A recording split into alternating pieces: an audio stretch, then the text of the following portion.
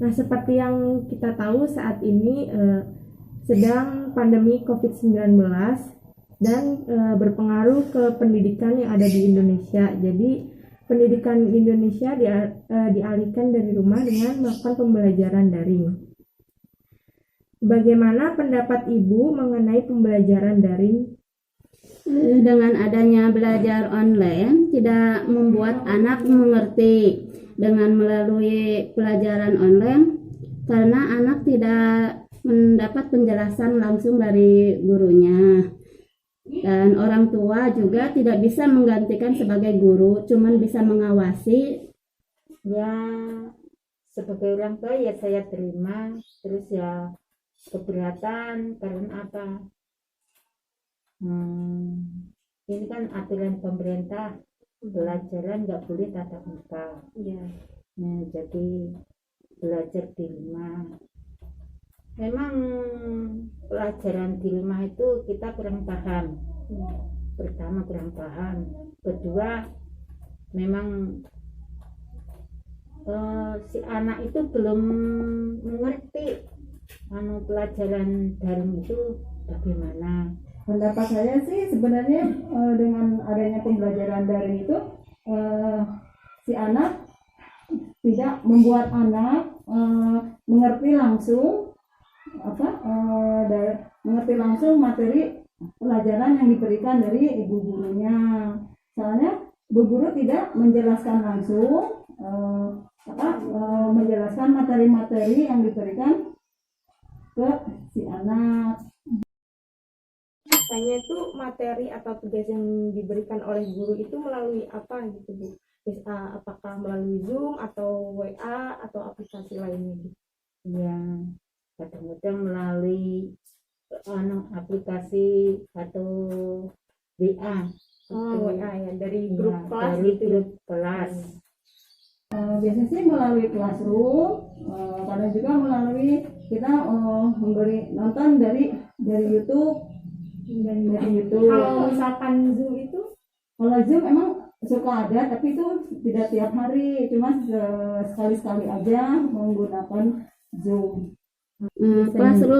Classroom dan YouTube. Video. Gitu. Kalau Zoom kadang, ya kadang-kadang. Jadi tidak setiap saat melalui Zoom. Ya. Siapa yang biasanya mendampingi anak melakukan pembelajaran daring? Saya sendiri. Saya sendiri ya. Ya, pembelajaran daring seperti ini. Ya ibunya, Ibu Sarida yang suka mendampingi karena ayahnya kurang paham yang ngerti gitu. Bagaimana cara Ibu mendampingi anak saat belajar daring di masa pandemi ini? Ya, kita berdua gitu. Ngajarinya. Menemani gitu ya kalau ya menemani. Kadang-kadang dia itu kadang ngerjain, ini betul atau enggak gitu, bener enggak. Lah terus ya saya ini ngerjain, dia yang nyalin juga. ya. Biasanya kita cuma mengawasi saat anak belajar dan membantu anak untuk mengerjakan soal-soal yang diberikan bu guru yang mungkin si anak sendiri tidak mengerti. Saya mengawasi anak belajar, membantu anak mengerjakan tugas. Apa itu teh? Mendampingi gitu. Ya. Akhir, apakah ada hambatan yang Ibu hadapi selama mendampingi anak? Hambatan tuh pasti selalu ada ya, hambatan itu misalkan seperti saat pengiriman tugas sinyalnya Kurang bagus. Terus si anak kurang memahami materi, terus kalau itu anak jadi lupa sama belajar karena seringnya terlalu banyak bermain. Nah, kalau boleh saya mengasih saran untuk materi yang tidak Ibu pahami, Ibu bisa mengusahakan untuk mempelajari materi yang dipelajari juga oleh anak. Maka meskipun sudah banyak pelajaran yang sudah lupa yang belum pernah dipelajari, sebisa mungkin ibu mengusahakan untuk membantu anak dalam pelajaran daring ini. Nah, untuk membantunya itu bukan berarti ibu harus mengerjakan tugas yang diberikan oleh guru, kemudian anak tinggal menyalinnya saja, tapi bisa dengan ibu membantu anak untuk memahami materi yang diberikan guru. Apabila ada materi yang tidak ibu pahami, ibu bisa bertanya kepada guru, teman yang lainnya, atau bisa mencari di internet, atau mungkin juga bisa melihat video di YouTube, karena kan sekarang sudah banyak video pembelajaran yang ada di YouTube seperti itu. Kurang memahami sama pelajaran, soalnya nggak ada penjelasan langsung itu Dari tugas gurunya. daring gitu. Terus waktunya itu sinyalnya jelek. Terus saya juga kurang paham sama ini HP gitu, Mengoperasikan HP iya seperti gitu. itu. Jadi banyak kendalanya lah gitu. Nah, iya.